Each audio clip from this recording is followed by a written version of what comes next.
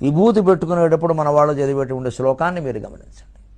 త్రయంబకం మొట్టమొదటి మాట ఎంత గొప్పదో నిజంగాను పరవశించిపో.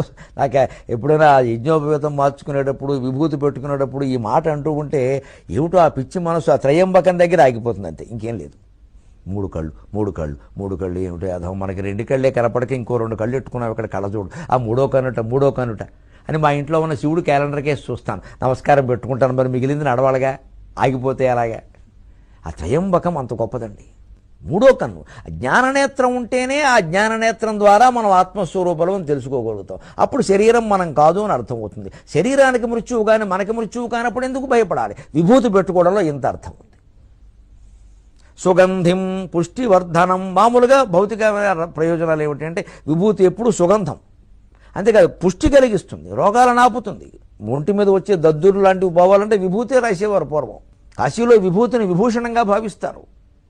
మరణం మంగళం యత్ర విభూతిశ్చ విభూషణం కౌపీనం యత్ర కౌశీయం సా కాశీ కేనమీయతే అన్నారు. కాశీ విలువ ఎవరు చెబుతారండి? అక్కడ విభూతి విభూషణం అండి. ఆభరణాలు పెట్టుకున్న వాళ్ళని గౌరవించారండి. కాశీలో విభూతి పూసుకుంటే స్వామీజీ విభూతి పూసుకున్న నమస్కారం పెట్టండి అంటారు. వెంటనే వాడు ఏమీ కాకపోయినా సరే, అది ఏమి తెలుసునో మనకు తెలియకపోయినా సరే, అంత గొప్పది విభూతి.